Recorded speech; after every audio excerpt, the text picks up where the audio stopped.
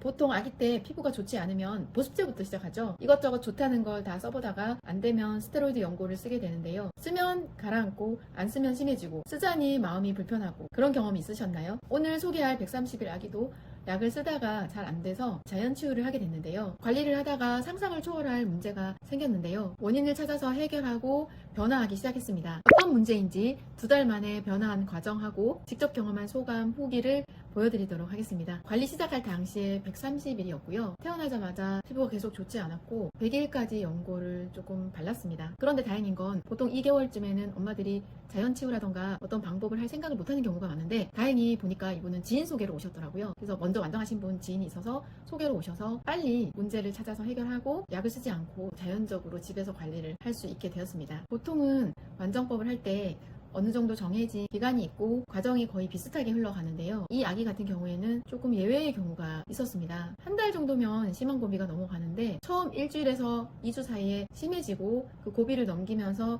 조금씩 피부가 변화하는 것이 보이는데 이 아기 같은 경우에는 그런 변화가 보이지 않았고 생각보다 일주일 사이에는 피부가 별로 심해지지 않았습니다. 일반적인 사례와는 조금 달랐던 경우였는데요. 엄마가 직접 써주셨던 과정을 한번 보시면 관리 중에 첫 번째 문제는 설사가 나는 것이었습니다. 장이 좋지 않아서 아기가 설사를 계속 했고요. 설사가 관리하는 과정에서 잡혔고 두 번째 문제는 각질이었습니다. 각질이 정말 마의 고비 일주일째는 나타나지 않았는데 뒤늦게 일주일이 지나서 아기가 심해지는 현상이 나타났고요. 그러면서 첫 번째 각질은 두피가 심해지기 시작하면서 생선의 비늘 벗겨지듯이 그런 두꺼운 심각한 각질이 벗겨지기 시작한 것이 시초였습니다. 사진을 보시면 6일차, 7일차 때만 해도 별로 심하지 않았습니다. 그래서 예상을 드렸고 피부가 잠잠했었는데 본격적으로 심해지기 시작한 것이 두피에서 19일차 때 20일차에도 몸통에서 각질이 정말 어디서 이렇게 어린 아기가 심해지고 또 각질이 일어나고 하나 싶을 정도로 심한 현상이 나타났는데 27일은 팔과 배와 얼굴이 심한 현상이 나타났고 29일에는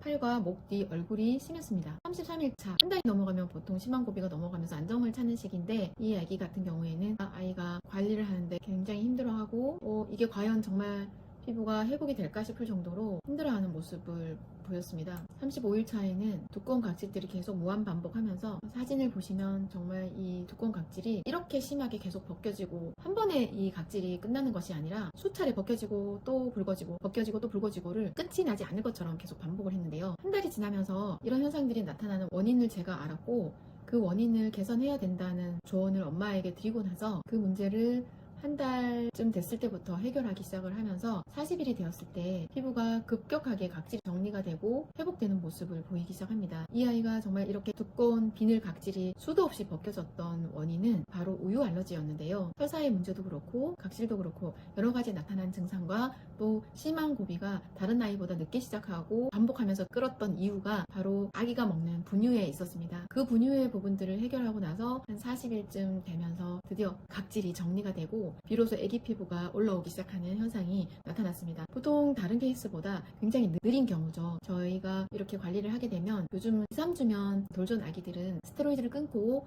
그 심한 고비를 넘어갈 수가 있는데 다른 아이들보다 한 2배 정도 더 걸린 거죠. 원인 해결을 하면서 아이의 피부가 급격하게 변화되고 회복되기 시작을 합니다.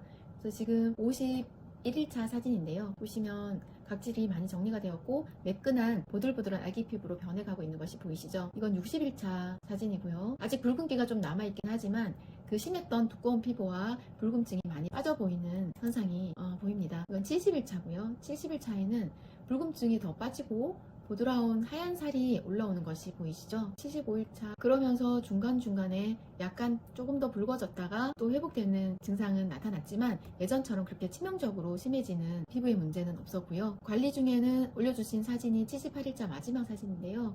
이때 다리와 팔, 배가 부드러운 아기 피부로 하얀 피부로 회복된 것이 보입니다. 그리고 나서 엄마가 직장을 다녔기 때문에 쭉 관리는 했는데 그 이후에 일지는 없고 피부가 깨끗해진 이후에 후기와 함께 소식을 주시면서 저도 5개월 아기의 피부 사례를 소개하게 되는데요.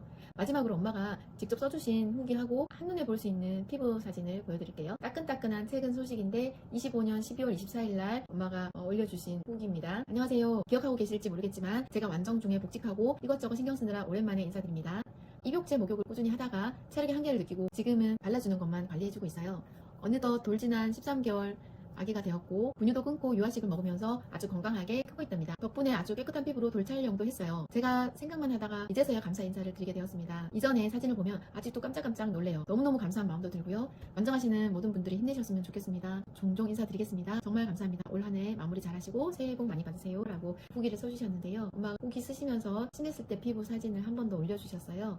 이렇게 각질이 두껍게 한 번이 아니라 한 달, 두 달에 걸쳐서 끊임없이 계속 이 각질이 올라왔었답니다. 지금은 결론만 얘기하지만 당시에는 엄마의 마음은 얼마나 힘드셨을까요? 이런 상황이지만 그래도 포기하지 않고 피부가 변화하고 건강한 피부로 잘 지낼 수 있었던 것은 엄마의 자연치유 완전법에 대한 신뢰와 또 긍정적인 마음도 한 몫을 했을 거라고 생각을 합니다. 현재 사진을 올려주셨는데요. 두둥, 너무 이쁜 애기 피부죠? 정말 우유빛깔 피부인데요. 행복하게 웃고 있는 돌쟁이 아기의 모습이 저도 너무 행복하고 감사합니다.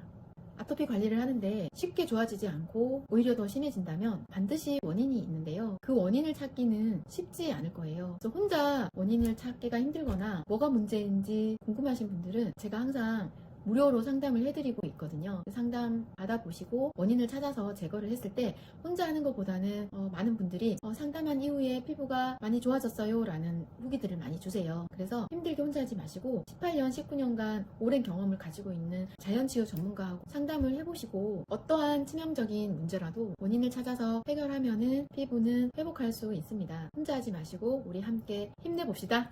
자연치유 완전법은 단 한 건의 사례도 겹치는 사례가 없고요.